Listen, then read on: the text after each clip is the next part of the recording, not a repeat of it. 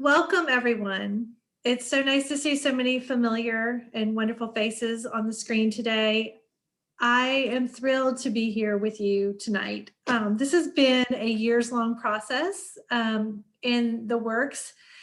We are here tonight just to have with two purposes. One, to celebrate the Robert Wood Johnson Culture of Health Prize, and I'm going to talk a little bit about that, but also to continue on our journey towards a culture of health and to work in the space of purposeful community engagement.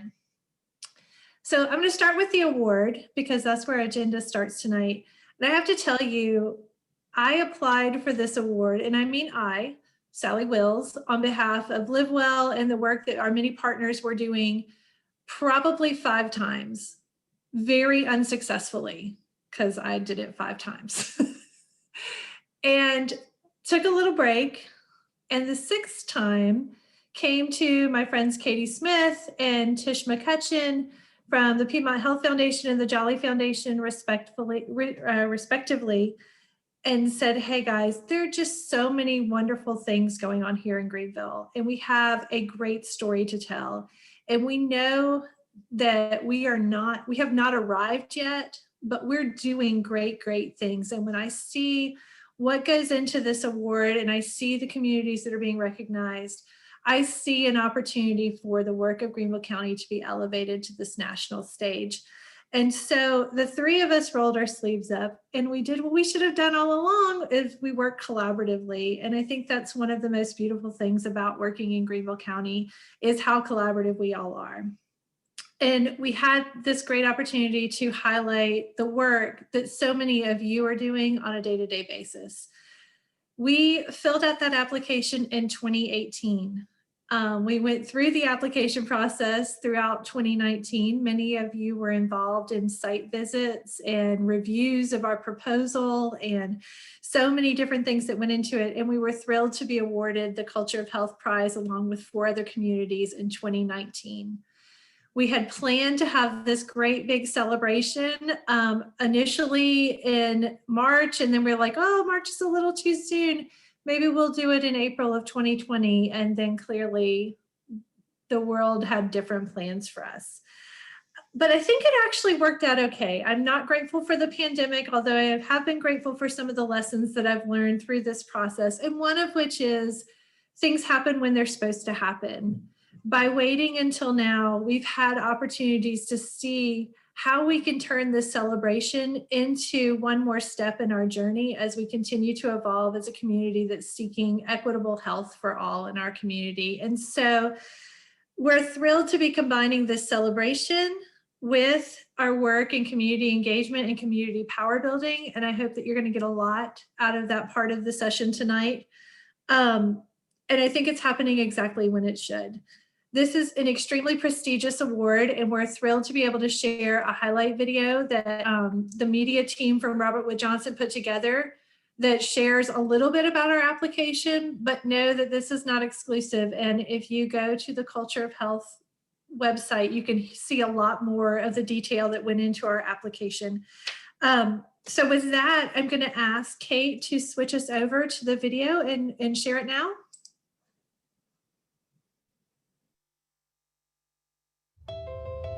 With inviting outdoor spaces and a revitalized urban center, Greenville County, South Carolina is experiencing a tremendous boom in both business and population.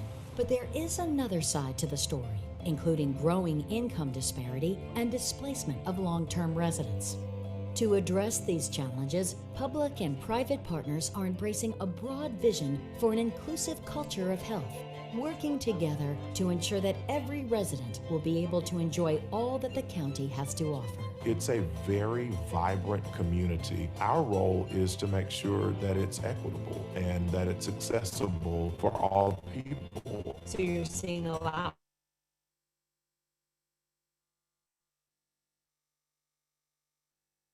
more activism and people reaching out to their neighbors. That's a powerful and necessary thing.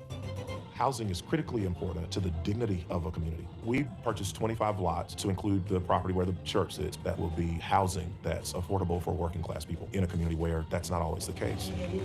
Unity Park is right in the middle of the Black community. And so when you have a multi-million-dollar development, how do we make the growth and the accessibility equitable? I've told City Council, oh, listen here, darling.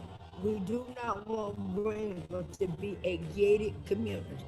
We asked that they would donate some of the property around the park for affordable houses. So we're moving toward bringing people back to the neighborhood. One of our biggest problems is transportation. Finally, we have had community leaders, business leaders, governmental leaders come together and say, we got to do something better. Good mass transit is critical to the growth of our area. Now, GreenLink has made a whole lot of changes, which will let more people have access to health and opportunity. The Swamp Rabbit Trail was a collaboration of our county and city working together to create a trailway for walking and biking. It has just transformed communities. We have over 20,000 job vacancies. Our chamber saw that there was a great pool of people who needed to work. There were barriers to them getting employment. One of those barriers was criminal records. And so we decided to go forth and push the Workforce Expansion Act, where people with felony drug convictions are able to get their record expunged where they can get into the workforce. And it's working. On Track Greenville is a partnership of community organizations that put students at the center. During the pilot, we saw an improvement of our chronic absent students, and we saw academics improve. I believe it's due to a lot of the pieces that we've implemented. The greatest strength of Greenville is its willingness to look at itself and to say, we believe we can change.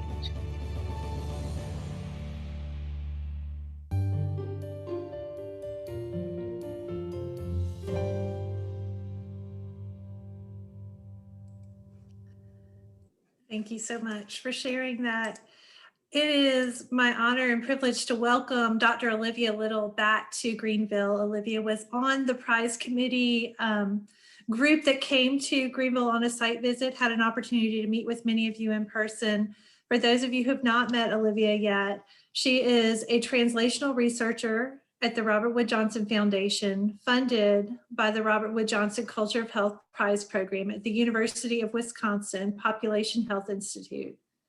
Since 2015, Olivia has worked on managing the Robert Wood Johnson Culture of Health Prize annual selection process, which honors and elevates United States communities working at the forefront of advancing health, opportunity, and equity for all.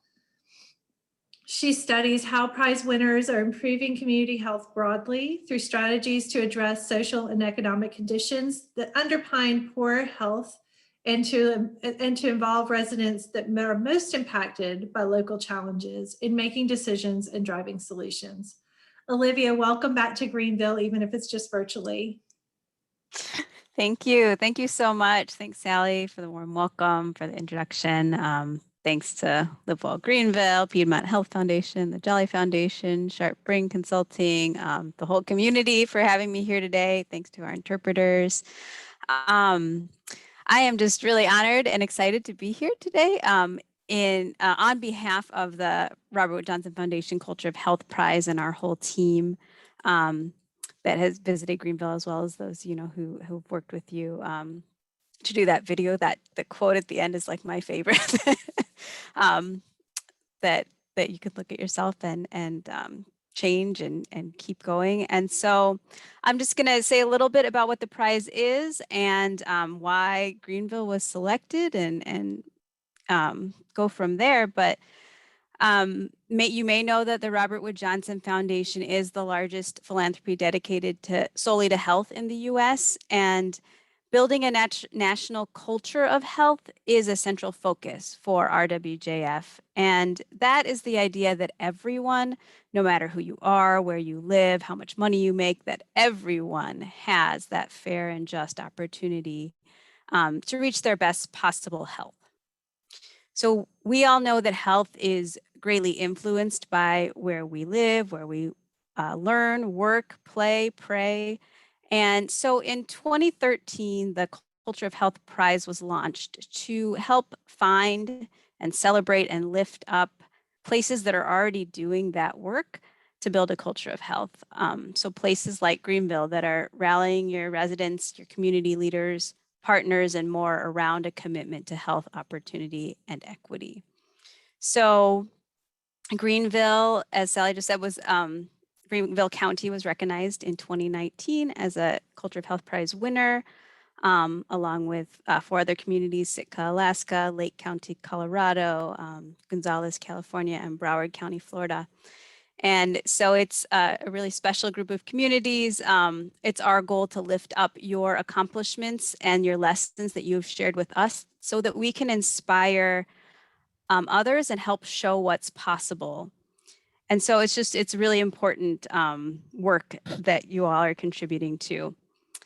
I had the extreme pleasure of being there in person. I'm excited to be here virtually again. Our team in Greenville was just so impressed by how your community is working together across sectors, how you're looking really comprehensively at the challenges of the community and implementing policy and systems and physical environment changes to address those things.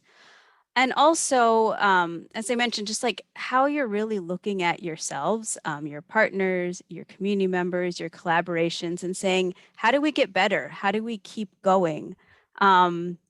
And I'll also add, you all are so organized and so connected, and we were, so amazed by that as well. You showed us this wonderful, warm hospitality, this persistence and tenacity to tackle big issues, and just your honesty and humility as well about where there are still challenges and opportunities, and thinking through how are we going to tackle the next step. Like, you had plans and you had strategies and ideas to continue and keep going and keep growing your work. And that's, evident in this series that you're doing right now to celebrate, mobilize, sustain community power. We see how your work has continued to grow in this space over the last couple of years. So it's very, very exciting. I felt that when I visited in 2019. I feel that today.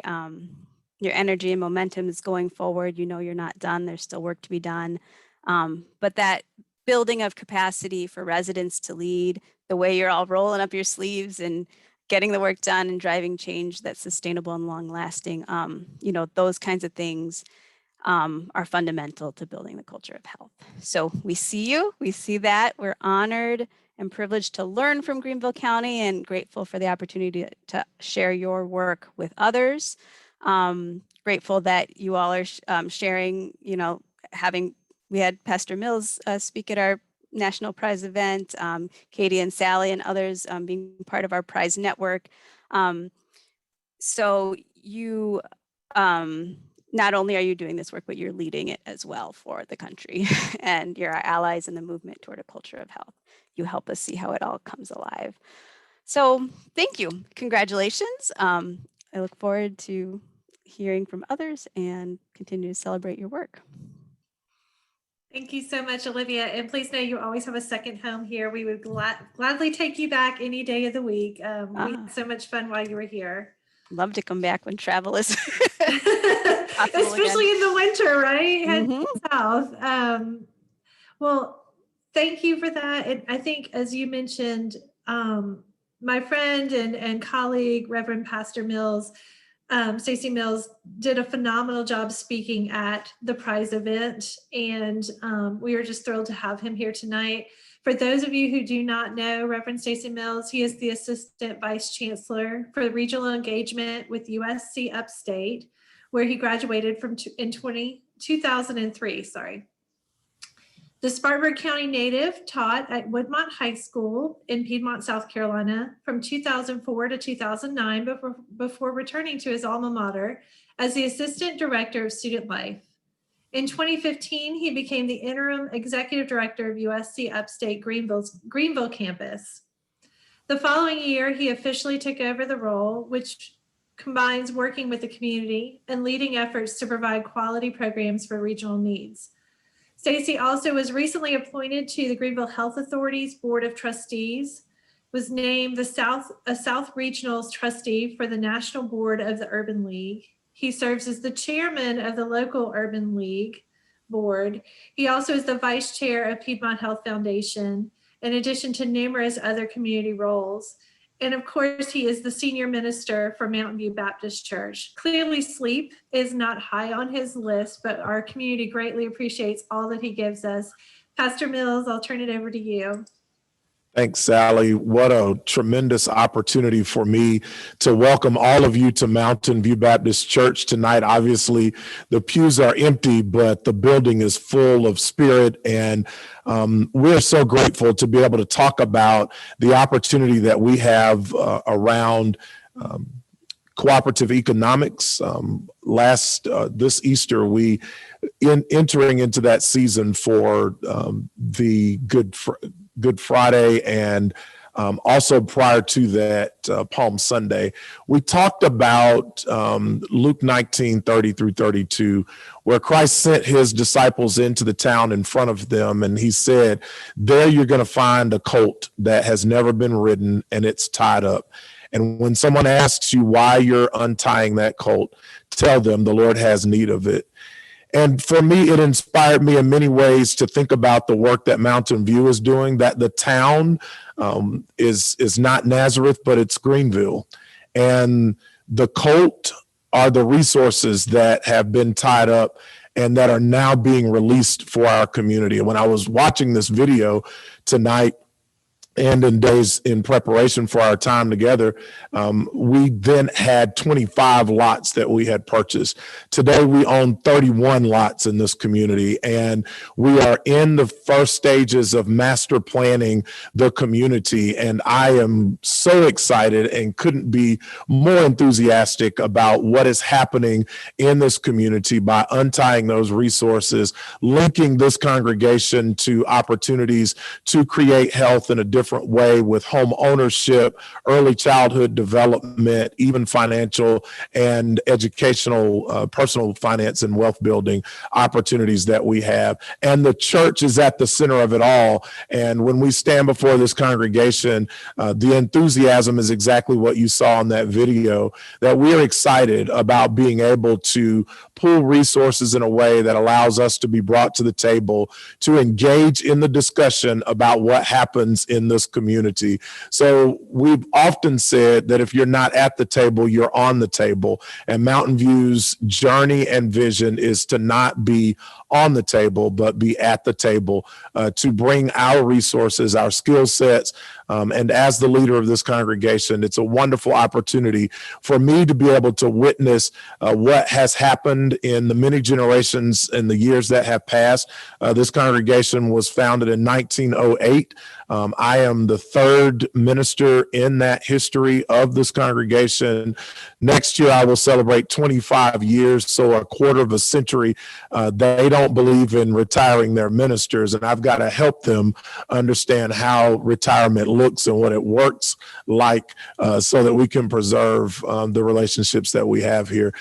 Really, I'm not thinking about going anywhere. I'm excited to see the dirt turn and buildings begin to come out of the ground and families begin to live out what is essentially a God-given right to health and their pursuit of happiness. So Mountain View is thrilled to be a part of what's happening in Greenville with Live Well Greenville, as well as Piedmont Health Foundation, the Jolly Foundation, and all of the others that are engaged in making this community a place where people desire to live, but are thriving in their ability to pursue positive health. So thank you, Sally.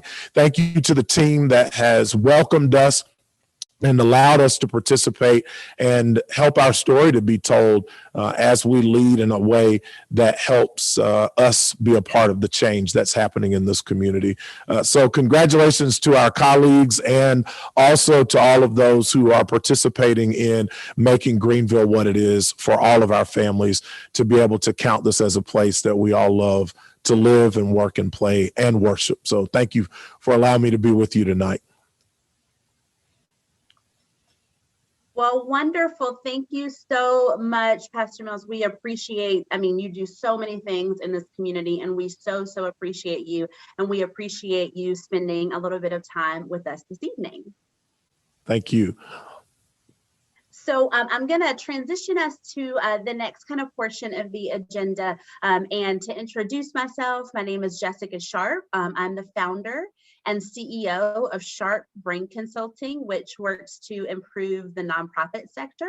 And I'm thrilled to be a part of the group hosting this series of events. So I'm going to share a few comments, and then I'm going to introduce a panel and have a little bit of a discussion. So I'm going to read a quote to you that you probably have seen before because it's on the Culture of Health website. But power is the voice, ownership, and ability for a neighborhood to say what it wants and to work together to drive the change they seek. You know, when we think about this concept of community power building, we think about people that are on the ground within a community, utilizing their voice and their relationships to essentially create community power and to make change in their community. You know, sometimes we've heard this called grassroots. Sometimes we potentially have called it advocacy, but we really love the term community power building. And it's about individuals within this community harnessing their power, you know, and reaching out to their neighbors and their family and their loved ones to say, there's something in this community that I'm passionate about, or there's something happening in this community that I don't think should be happening. And I think that we all need to kind of do our civic duty, if you will, and engage in some work to make change. And so this series of events will be, you know, the goal is to kind of get people fired up, excited about community power building. And then the second and third event will really provide a bit of a framework. And we hope that individuals who attend can walk away not only motivated, but also with some skills that would be required to really engage in that community power building. And so I am really, really excited to have kind of our small little mini panel with us. And so I'm going to introduce the panelists, and then I'm going to ask them all to kind of join us in a bit of a conversation. So our first panelist that I'll introduce is Jamie Fivecoat. And Jamie is an active and passionate advocate for the LGBTQ+ community, the transgender community, and for issues related to obesity and addiction. She is one of the original members and was the first chairperson of the Obesity Action Coalition, where she continues to be an active volunteer and is on the board emeritus. In addition, she is a director and the secretary for the board of directors for Upstate Pride, South Carolina, a facilitator for a weekly SMART recovery meeting, and a member of the University of South Carolina Medical School Patient Engagement Studio. In all of her roles, her primary focus is patient advocacy. She speaks regularly at the University of South Carolina Medical School, Clemson University, and Furman University. Jamie and her wife, Karen, have been married for 46 years. Together, they love to travel, especially cruises, and to just spend time with each other. When not doing volunteer work, Jamie likes to kayak, knit, and enjoys many forms of entertainment. Jamie has been retired since 2016 from a 38-year career at Michelin North America. For 28 years of her career, she was involved in pension and benefit planning, plan administration. Her expertise is in plan design, administration, and governance. Jamie also has experience as an internal organization development consultant. And Jamie has an MBA from Kent State University, a BS in education from Bowling Green State University, and has done extensive postgraduate work with the Gestalt Institute of Cleveland. So Jamie is here with us. And I'm going to next introduce David Taylor. David Taylor is the director of Momentum Bike Clubs, a group mentoring initiative of Clemson University for middle and high school students who need extra support in their lives.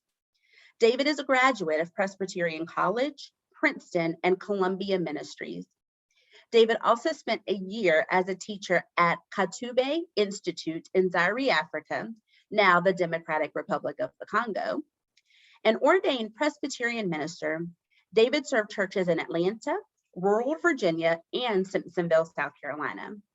In 2013, David and his wonderful wife, Tandy, moved to Nicholtown, a historically African-American community in Greenville, where they have been active in racial justice work. David has served on numerous nonprofit boards and community collaborations, and David and Tandy have 2 adult children, Sam and Emily. And last, I'll introduce Jose, and then I'll ask them a few questions. Jose Rodriguez is a junior at Clemson University, majoring in language and international health. He was born and raised in Greenville, South Carolina, and graduated from Carolina High School in 2018. He is involved in the Tiger Alliance, an organization at Clemson University that mentors high school students in the upstate area. Occasionally, he will also volunteer with the Hispanic Alliance, a nonprofit organization in Greenville. Jose plans on going to PA school after completing his undergraduate degree, to work in the medical field. So I am so excited to talk with our panelists. I am a little bit biased in the sense that I know Jamie and David, and I don't know Jose just yet, but I know a lot of students from Carolina High School, and so I can just really assure you that you all are in for a treat. So the first kind of question that I'm going to ask is kind of relatively open-ended. And I'd love for each of our panelists, and I'll call on you just to make it a little bit easier, to just kind of share, how did you get from, I have an idea about something, to now, being on a panel speaking about community power building, and it'll look a little bit different, certainly, if, kind of as we move along. But I'd love to get started with Jamie. And if you, again, can just kind of share, just a 2 to 3 minutes, kind of part of your story. Y'all, David is a former pastor, so I have to make sure I give him a time limit because he'll just talk and talk. It's lovely, but we only have 50 minutes. So if you can, each of you can take about 2 or 3 minutes to just tell us, how did you get from idea to being on a panel? Well, thank you. And I'm honored to be able to be with you all today. This is fantastic. I actually started back in 2003. I had gastric bypass surgery, and I got a little bit keyed up with it because I was having trouble with the insurance. And I was a plan administrator at Michelin, and I knew what our plan said, and what was being administered was not what our plan said. So I went to battle and got that straightened out. And immediately it opened up for 6 people that were all going to the same surgeon to have the surgery. I realized at that point in time that there needed to be more done. And about a year later, I was able to get on to do some work for a company, talking to other employers around the country about the need for plan coverage for the treatment of obesity. And not too much longer after that, we started the Obesity Action Coalition. And that's what really got me going into patient advocacy. And I learned how to use my story to be very passionate. So as I dealt with my own, later, a few years later, having to deal with an addiction to alcohol, I got passionate about that and started working with Smart Recovery as a result of that. And then in 2000 when I was 61, it was about 2013, I started to do a late in life transition. And the struggles that I had with access to medical care, access to counseling, really got me being impassionate with that. And that's when I started working with Upstate Pride and with a number of other, really getting involved with the hospital systems here in the upstate. And now we've started a whole new 501c called 864 Pride. And we are going to be very, very focused on the medical access for the LGBTQ community in the upstate, and particularly for counseling, mental health, and access to treatment for folks that need it.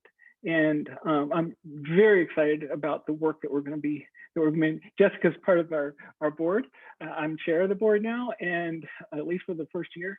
And we're getting off to a great start. So that's what got me to this panel. and be able to talk about, but it's something that I've been very passionate about for years. And I begin to, and I really see it mostly in my SMART meetings, where I begin to realize at the macro level, the fantastic work that we can do to help individuals and to save lives. And then I see it also on the macro level, because the OAC is a national organization, and we have made change throughout the nation for access to care for the treatment of obesity. And so we can see results. It takes a long time to get those results, but we can begin to see them. And so that fuels me and keeps me going. And so now that I'm retired, I can spend all my time on it.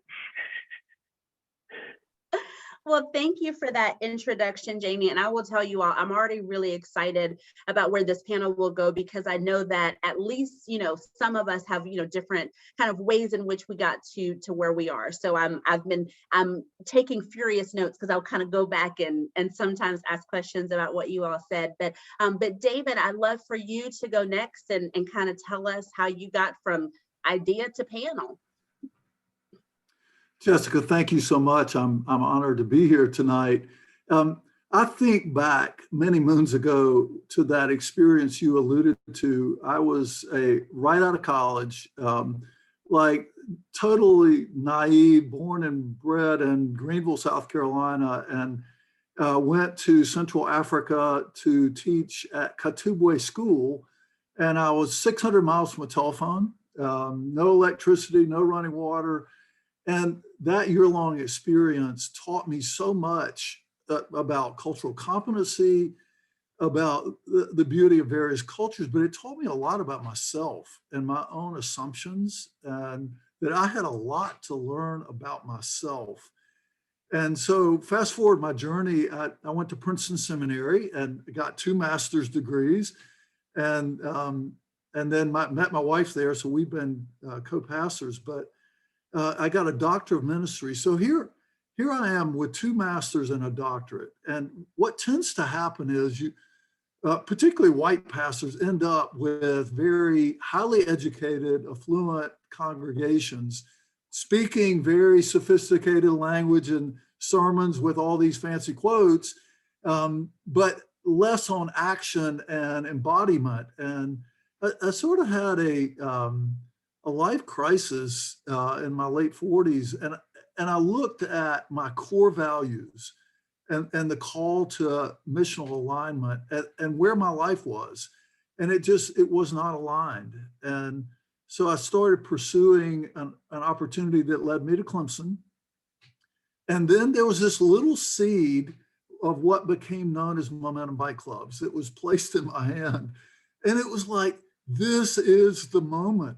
This is the opportunity not to fix anybody, not to do something for someone, but to be in reciprocity with young people, to assist them, but also learn from them, and to form a diverse community. And that's what my heart longed for, was to be in a diverse community that would represent the best of Greenville. And all young people have gifts and talents, but all young people don't have the same opportunities.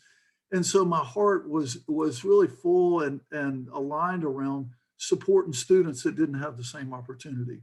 And then I'll just close with, but I was still living in the suburbs, and it just didn't feel right. And so about the time Pope Francis was elected, my wife and I asked the question, if Pope Francis lived in Greenville, where would he choose to live?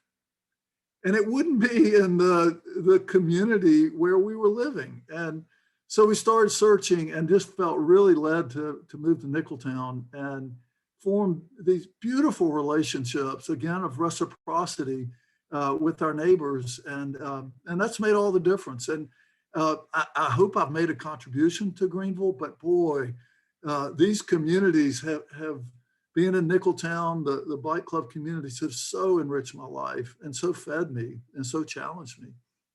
So I'm gonna not talk for 20 more minutes. I'm gonna actually stop, let you carry on, but thanks. Oh my goodness, there's so much richness in what you said, and I can't wait to go back and kind of talk about some of these trends and themes. But Jose, same question for you. What got you from, I'm a high school student and I care about some things, and again, to now you're on a panel. We'd love to hear from you. Hey, thank you so much for having me. Since I was young, I always knew I wanted to go to college, but I just wasn't so sure on how I was going to get there. My parents were always very supportive of me and provided that moral support, but they just couldn't guide me so much in that aspect simply because they just never, my dad, he had to drop out of the second grade. My mom only went to about like 6th, 7th grade. So as far as like moral support, that's kind of like all they could provide.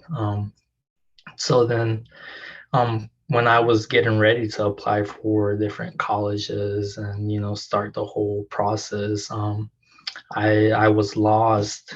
I mean, I didn't even know what a major was, and so it was very challenging and difficult. But luckily, I was fortunate enough to come across organizations like Tiger Alliance. So back in high school, I was a mentee getting mentored, and that was very helpful. Also, organizations like the Hispanic Alliance. I participated in the first. I'm not sure what they refer to it as now, but it used to be called the Student Dreamers Alliance group. And so they provided a lot of resources, mentors, and it was just, organizations like that that really helped me get from high school to college. I was able to learn about all the different scholarships I could apply to, what colleges are looking for in the students, such as extracurricular activities, how to improve test scores. So I was just able to get a kind of like that mentorship relationship from a lot of these organizations and people I was meeting, and even up to this day, I still go back here and there and visit, and if I ever need anything, they're definitely the people who I can contact. So once I got to college, or through the process, I was like, well, there's plenty of other people just like me who are struggling, who are first college generational students. So as soon as I got to Clemson, I reached out to the program coordinator of Tiger Alliance, was applied and was able to become a mentor. So now I have my own mentees. And then with the Hispanic Alliance, I also every here and there like to participate in events like these and just kind of like share my story on how much of an impact they had on me. Oh my goodness. I have so many notes and I love that story. And I've quoted you at least once. I have actual quotation marks that say, there's plenty of other people just like me who are struggling, and that being the catalyst for you to get involved. Just this alone for me is like got me all fired up. But I'd love to learn a little bit more about your journey, again, so that others can learn from this idea of, I have something I care about moving forward. And so, Jose, you talked a little bit about some of the support that you had, particularly in high school, from mentors, from organizations like the Hispanic Alliance, from your parents. But I'd love to hear from all of you about, what was required of you, right? So, for Jamie, it was multiple things, right? It's, the dealing with obesity and really being an advocate there, and then, struggling with addiction and being an advocate there, and then transitioning, that all of those different journeys. And for you, David, I've never heard you say this as many times as we have spent time together, but that you looked at your core values and there was a misalignment, right? And that was kind of the catalyst for you making some change. And then for you, Jose, looking around and knowing that others were struggling too, but kind of in the midst of what I'm going to call doing the work, so building momentum, building multiple organizations, Jamie, for you, Jose, being a part of the Tiger Alliance. what did you all, did you feel like was required of you in order to really keep going with that journey and do the work? And which one of you can start, I'll kind of just, whichever one of you appears to go off mute first is who will start. Go ahead, Jamie. Yeah, so for me, as I've moved through all these organizations and continue on with a lot of organizations, what's really needed to be there above all else is passion and persistence. It's that realization that the work that we do takes time, that we are making in a lot of the work that all of us are talking about here, we're making huge sociological paradigm shifts, and that we need to accept that it's a huge undertaking in many of these things. So it's that persistence, the willingness to keep staying there. There's many times I ask myself, and I asked Karen I asked her today, I said, why do I keep doing all this? And she says, because you do something, because it's doing good. And sometimes it's just hard to see it. And so it's being out there, being persistent, and I guess the last thing would be presence. That's with each of them, is being as present as I can be in the here and now, and being present with the people that I'm working with, so that together we can come up with great ideas and great work that will move us forward.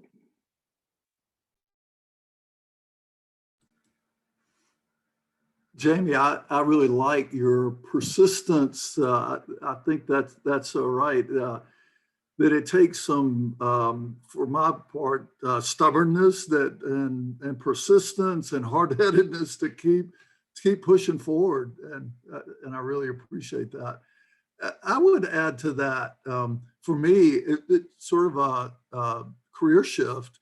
I was the respected pastor and the theologian, and I moved to an area where I was not a cyclist when I started Momentum, and so I was the learner, and I had to be willing to say, I don't know, and show me this stuff, and kind of go back to a place of not knowing. And it's easy, I think, in career development to get comfortable and being in an esteemed position.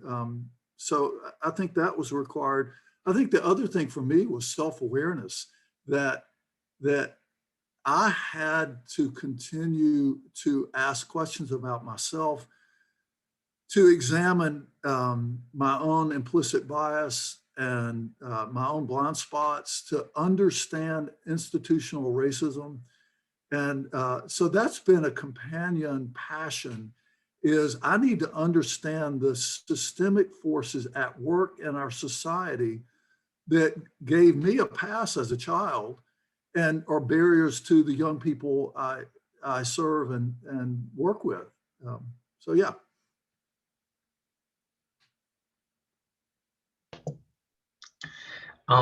So kind of going off of the same thing, I think persistence, passion, grit, they're definitely all necessary. So for me, if I want to mentor, these high school students, I need to make sure I have like credibility, that I'm keeping up with my grades, that I can lead by example. Because if not, then I'm kind of like showing them what not to do, and they can kind of like follow me for that, and that's not what I would like. So I say grit simply because I need to make sure my grades are lined up. I'm doing what I need to, and passion because that's kind of what drives the whole giving back to the community, helping these students out that are similar to me. I love this theme, right? And I'm going to take from Jamie when I'm going to coin the 3 Ps, and Jamie, you can take that and run with it. That one's a freebie. But passion, persistence, and presence. All of you talked about how passion is required, right? And I love, David, what you added about self-awareness. I mean, that felt like an aha for me, how important that is. And this idea of credibility, you know, and if we're going to be leading in this space, we have to be doing the work, but persistence, you know, persistence, particularly kind of in the times in which things are challenging. And, you know, I sometimes think about, you know, even my kind of personal journey and involvement in, you know, community change and that sort of thing. And sometimes it's hard, you know, because we've got the passion, we are fired up, you know, it doesn't take much for me to get on a soapbox and get excited about something, right? You know, and I've seen Jamie and David at least in action, and you know, we've got the passion and the drive. But sometimes, you know, we keep going and we're trying and we're doing things and we don't see any successes for a while, or we'll, you know, kind of move 2 steps forward with the work and then go 3 steps back with the work, or, you know, we'll be advocating for something really important and there is, you know, some barriers in place, sometimes barriers that are unintentional, sometimes, you know, barriers because, you know, to David's point and to Jamie's point, I mean, oftentimes, the work of community power building exists because there are inequities and inaction and change isn't happening. And sometimes it's because of things like systemic racism, because of transphobia, because of poverty. I mean, these like systemic things that are hard to sometimes even discuss. So the question I'd have for you, and by the way, you all feel free to put questions in the chat and I'll kind of try to incorporate them in. But the question that I have for each of you, because I think the answers will be a bit different, is when you're in the middle of it, when you're in the thick of it and you've got the passion, but you are just hitting a whole bunch of roadblocks, what is the thing that allows you to be persistent and that allows you to keep going? And again, you know, anyone who wants to start, kind of whoever takes themselves off mute, here's David. I am off mute. So I would not be truthful if I didn't say the journey has not been hard. It is hard work. However, when I see a single parent who is trying to raise good young people and maybe working a couple of jobs and facing food insecurity and you know, not being paid a living wage, and yet shows up and is just an amazing person. And I think, well, dang, I've got like some work challenges, and yet I have so much privilege. And so that sort of, it always comes back to, well, you know, if they can show up with such grace, I need to dig deeper and just keep a sense of perspective because of the privilege that I do have.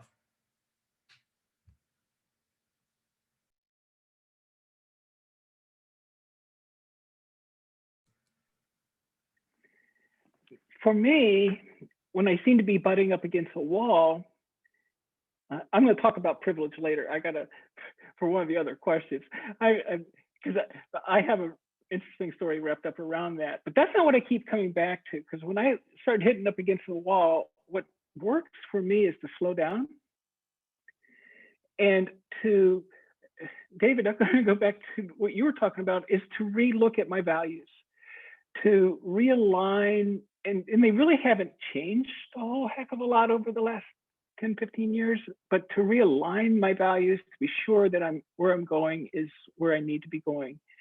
And I talk to that wonderful spouse that I have, and she supports me so much, and everything that we do, and it pulls me back in. And then when I go out into the community, so I go to the doctor and I get to meet, and I'm in there, and one of the students that I had talked to at the medical school comes in and says, "Oh, I heard you talk at the medical school," and they're there for, you know, as part of their residency,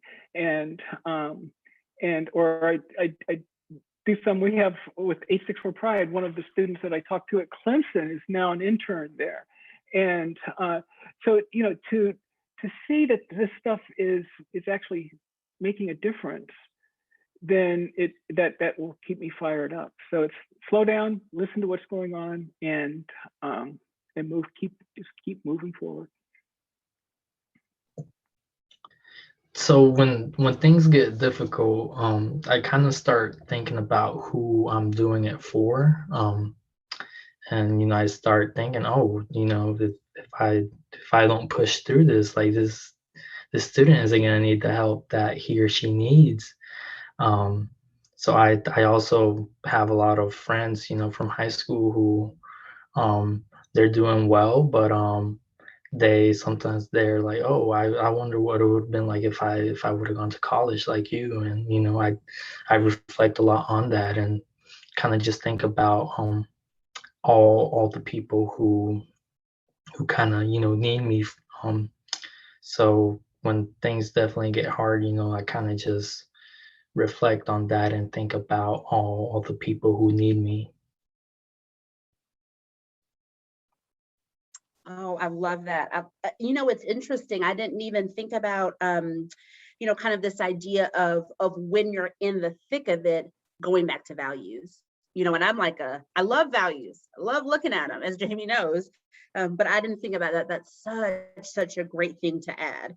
So we've got a question in the chat that I'll hop over to, and the question's from Katie Smith. What have you found grows your community as you're building power to make changes? So what kind of helps to grow that community, whether it's partners or allies or friends or co-conspirators, which I love, but what kind of tools and tactics have you found that grows that community of people really doing the work with you? For me, it's the power of the group.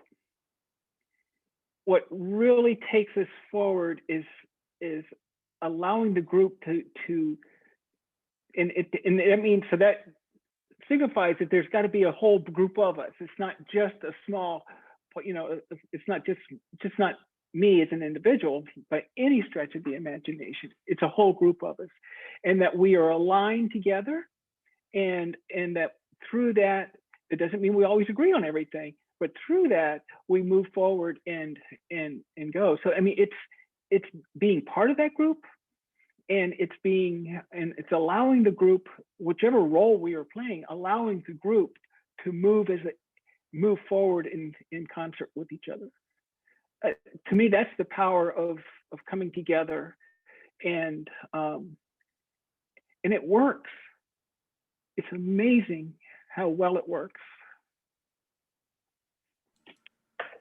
Jamie, I'll build on that and say that so much of our society is transactional, and it's what I'm going to do for you and what you're going to do for me. But the work is as much about being as it is about doing. It's building authentic relationships and not sort of using a relationship for an end, but it's being in that relationship. And I think that authenticity helps build community. I think there's real power in that. I had a consulting friend one time that, to your point, David, that would say, as an example, if you want trust, be trust. If you want movement, move. And you can put whatever words you want to wrapped up around that, but it seems so simplistic, but boy, it's powerful when you start thinking about it and move forward with it. You're right. We have to be.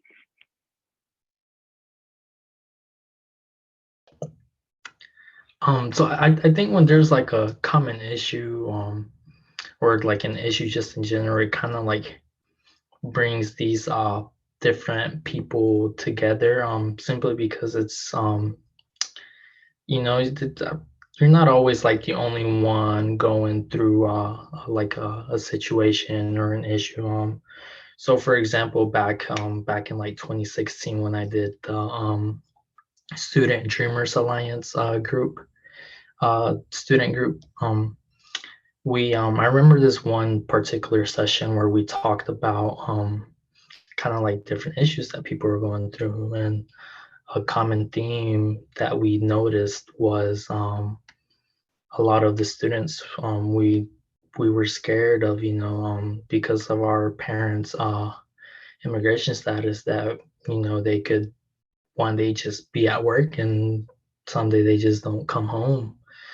And so it's I think finding, like with issues like these, it kind of like brings people together to work through them.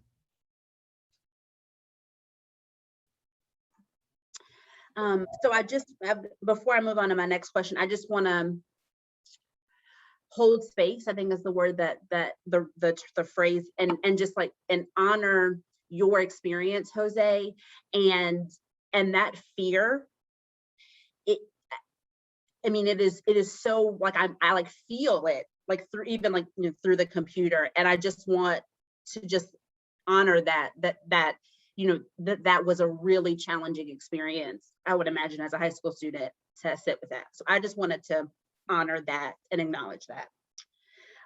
So what do you wish that you would have known at the beginning of all of this? When you are, sitting in your living room or sitting at the kitchen table and saying, you know what, I think I need to be a part of some change here. What do you wish that, somebody would have told you at that exact moment? And even for you, David, specifically, when you said, where would if Pope Francis lived in Greenville, where would he live? What do you wish you would have known then? It's such an interesting question. We each have one shot at this. We have one life to live. And so to be intentional about that, but I guess I would tell my younger self that all the boxes aren't going to get checked.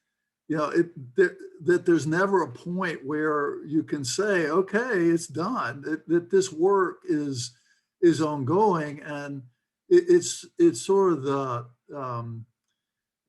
the marathon where you pass the baton to someone else. So I need to run my part of it and then pass the baton forward. And I guess the other thing is enjoy the ride, to use a biking image. Enjoy it.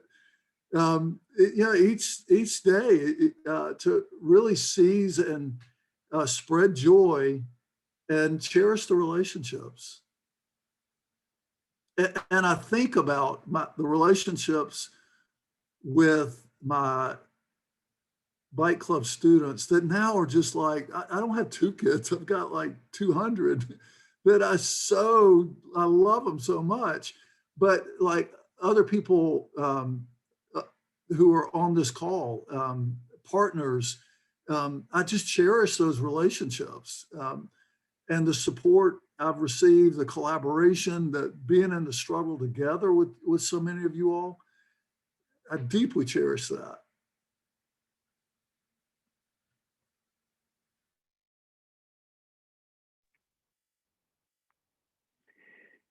When I think back on, what do I wish I had known? I'm one of the, I get asked a question like that a whole lot, and particularly wrapped up around my transition. Do I wish I had transitioned earlier in life? And that's not me, because I look back and said, all that means is my life would have been different. And I don't know if it would have been better or worse.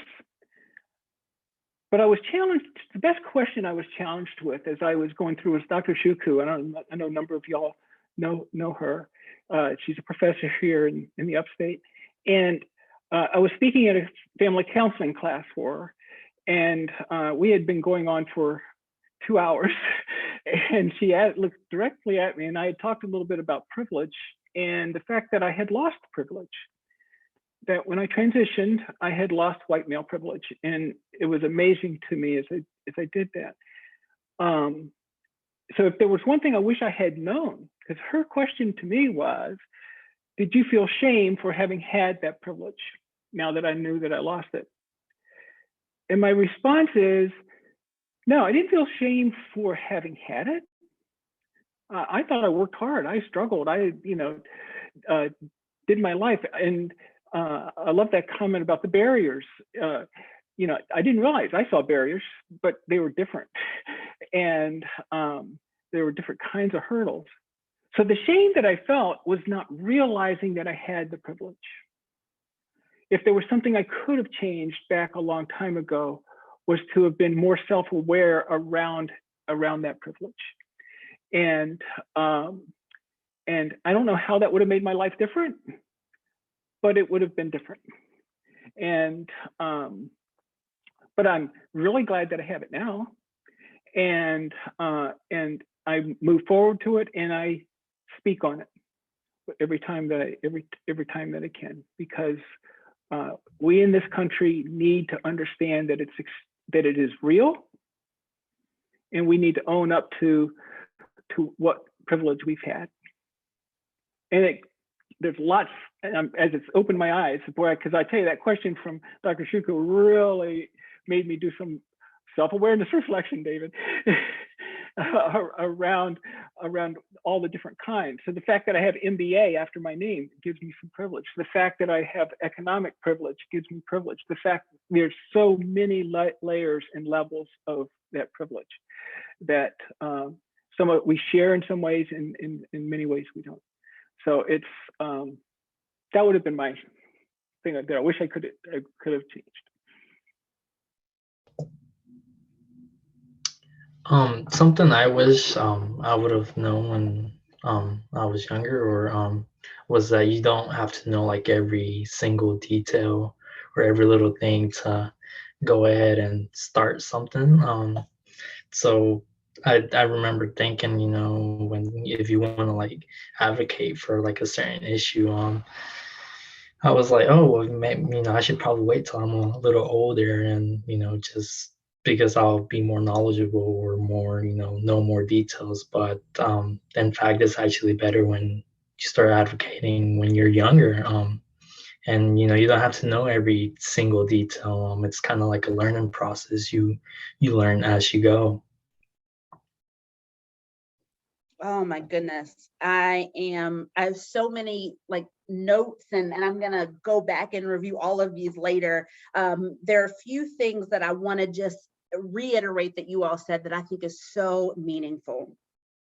You know, this idea, Jose, that you don't have to know everything. I think that sometimes, you know, we get caught up in part of it's fear, right? New things are hard, and we think we have to know all the things, know all the people, check all the boxes.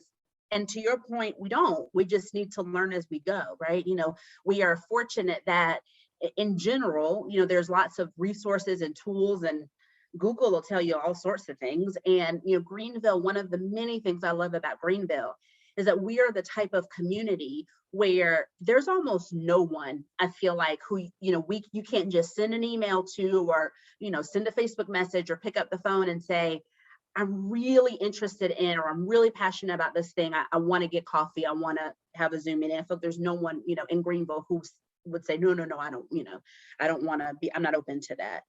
And then, you know, self-awareness again came up. And the thing that I really love, David, that you said that I sometimes think about is this idea of passing the baton. Is that if I'm doing the work, whatever that looks like for me, that as a part of my journey and as a part of the work, I need to be really intentional about looking behind me and saying, who's back there that I need to come on, I need to bring alongside. And that's, you know, regardless of where you are in the journey or how old you are. I mean, Jose, you're in college, but you are still thinking about, let me focus on the students in high school, right? And you know, there are probably high school students who are thinking about, let me think about middle school students, right? At no point should we not be thinking about who's behind us and who can we kind of be walking alongside.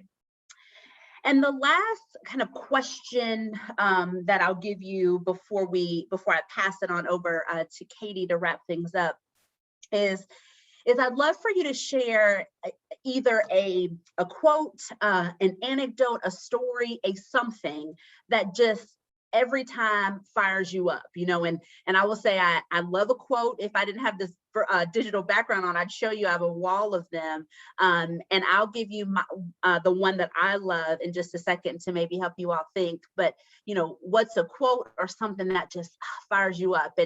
And right now, the quote that I keep thinking about when I'm struggling is from the late John Lewis, who, I mean, by golly, he did all sorts of things and didn't care how old he was, you know, and did the work and had so many barriers, but he kept going. And his quote was, you know, when you see something that's not right, you need to say something. You need to get in good trouble, necessary trouble.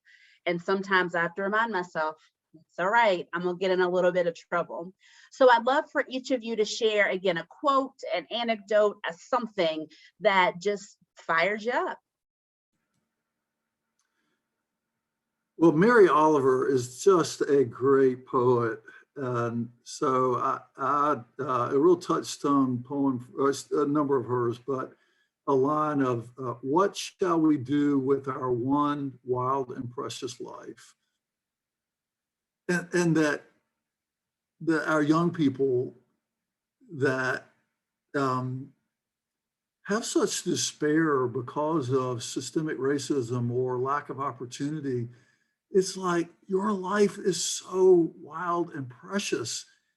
So passing on that sense of contagion that each of our lives has that preciousness, and it can be like a wild goose that travels far distant lands, but that we can support each other, and so that we each have that, can ask that question with a boundless sense of possibility.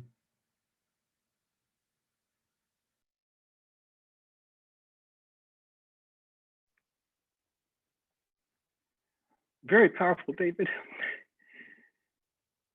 I think for me, the one thing I'll fall back on more times than not is one that I learned from what was a person who was a mentor for me back a long time ago, back in the 80s, a consultant named Peter Block. And he's actually the one that got me going to the Gestalt Institute of Cleveland. And he had said it, and then at Gestalt, it got reinforced into me, and that was trust the process. That, of course, that means that we have to build the process. But as we do it, as we come together in our groups and as committees and as organizations, that in the end, what we have to do is trust the process, and change will happen.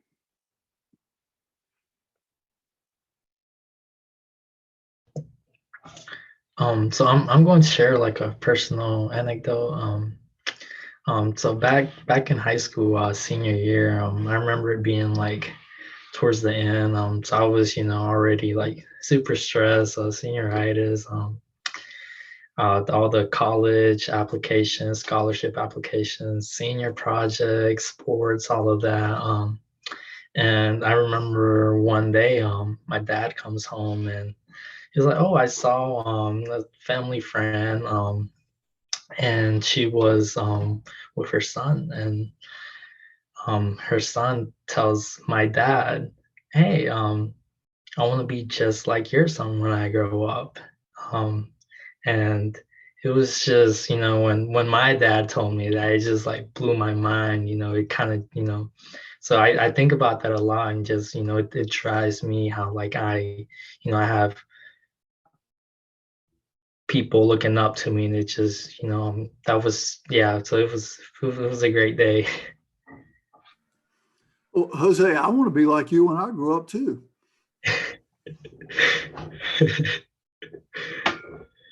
I have this running joke between a friend of mine who is also a friend of David's, that she cries a lot, and I always joke and say I'm not like a natural kind of crier, even though it's fine if others are.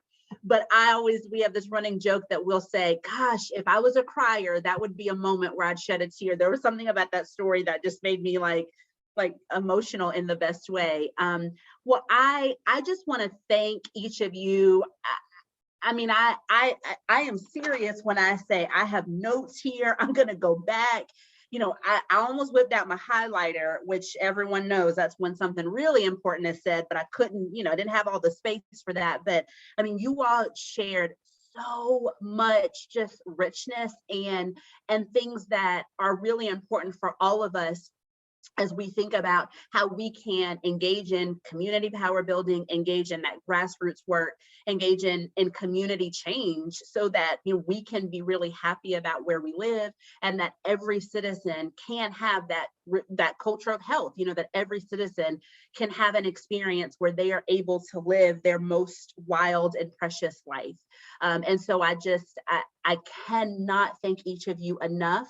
And I'm selfishly, I hope that each of you joins us for the next two events, so that we can kind of hear even more from you.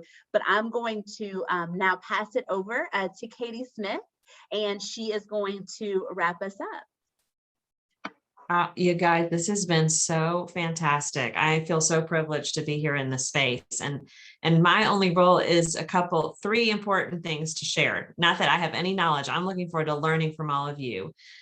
The first thing I want to say is, Olivia, I hope you feel really proud of the impact of the Culture of Health Prize. Because when we won it, we were like, this is a prize for starting. It's not a prize for finishing. It's a prize that, like, you're going, okay, I get what this journey is, and I'm ready to start taking more steps. And tonight is representative of this, because we felt like this dimension of the Culture of Health Prize, harnessing community power, was something we needed to work on more. And so we're so delighted to begin this, and thrilled to have you with us, Olivia. So thanks so much for that. So my three things that I want to share. The first are, we have two fantastic events coming up that we hope so much you will join us for.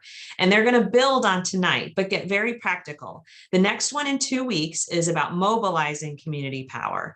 And it really makes me think of this notion of trust the process. What are some really effective strategies that folks can engage in on a kind of practical level? And what does success look like during that process? It can be a long one. And so we're going to talk about that and learn from other folks in our community who are doing this work really well. And then the next event 2 weeks after that is about sustaining community power. As Jamie mentioned, we need passion and persistence along with our presence. This is long haul work, especially the harder the issues that we tackle, the longer it can take. And so we're going to talk about how do we really sustain that power. So we would love for you to join us, and we would love for you to spread the word. There are more and more people doing this work in the community. You guys on the screen represent some of the best of them. We'd love for you to bring friends, neighbors, allies, co-conspirators, as Tish McCutcheon always says. So I think that registration link is getting dropped in the chat, but you know, because you registered for this event, you'll get it as a follow-up if you're not registered already. The second thing I want to share is we'd love for you to share an evaluation with us about tonight, and we'll provide that link to you to provide feedback. But we'd really love to know, what do you want to hear more about? What would you like to hear less about? How would you like to, how would you rate this event? And what can we do to really help you in your work and help to bring others along? And the third and most important thing is a thank you to everyone who participated this evening. Jamie, Jose, David, and Jessica, so inspiring, and we just appreciate your leadership. And Jessica, your masterful facilitation. Thank you so much. Pastor Mills, who had to leave because he's going off to do the work, look at law enforcement reform. So he had to leave us, and we're like, we wish you well. Thank you for that. And lastly, Dr. Olivia Little, thank you so much for all that you did to work with us here in Greenville. It's been an honor and a privilege to work with you and learn from you, and we look forward to staying connected. So with that, you guys go forth and do great work. Have a great evening, and we appreciate you, and we look forward to continuing the work to build community power here in Greenville County. Take care.